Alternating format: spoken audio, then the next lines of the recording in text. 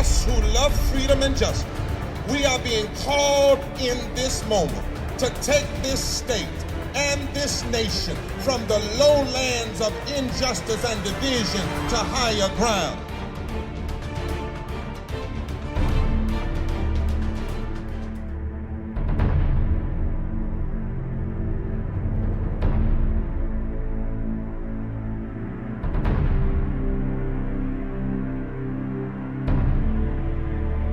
We heard Franklin Graham say he's going to preach the gospel today at 12 o'clock.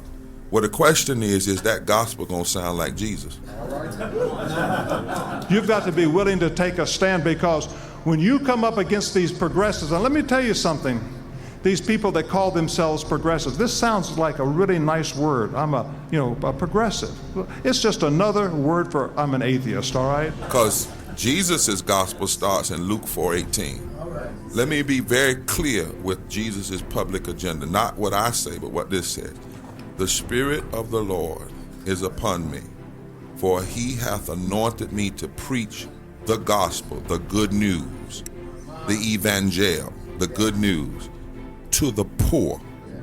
So Jesus' gospel starts with a message to the poor, the patokos, those who've been made poor by economic exploitation.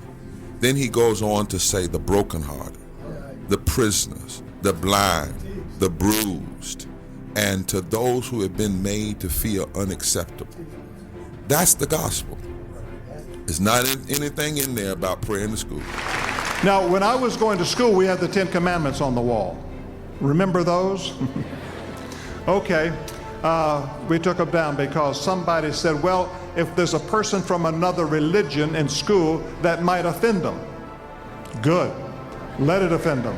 There's anything in there about being against people that are LGBTQ? We have an off election in Charlotte. I think it's like less than 4% of the registered voters voted in that election. And we get a mayor who comes, and her agenda is the gay lesbian agenda.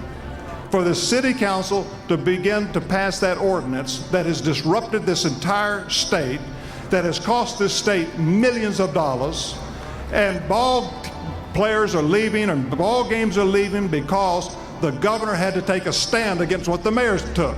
And I thank God for that, for the governor, for his stand that he took. The gospel starts with preaching good news to the poor. So in reality, if you're going to preach the gospel, and if you're going to call people to vote around issues, you ought to be talking about living wages. You ought to be talking about health care for all. You ought to be talking about public education. Secularism and communism are one and the same. They're both godless. And the secularists have come in without even firing a shot. You ought to be talking about criminal justice reform. You ought to be talking about protecting our women and our children.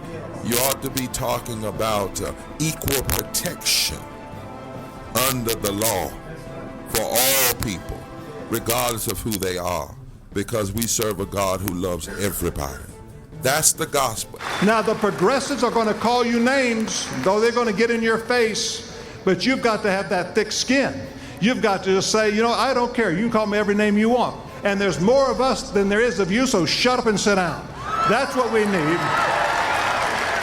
And we would ask you as the media, if you want to test out this evangelical, when they have this rally at 12 o'clock, go ask Franklin Graham, will he join us?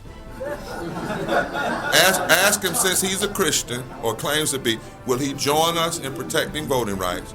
Will he join us in Medicaid expansion? Will he join us for living wages, since that is the gospel? And since there are 2,000 scriptures in this Bible, 2,000 scriptures that talk about justice and love and mercy and equality. So that's a good question for the meeting. Thank you so much. God bless you all for coming today.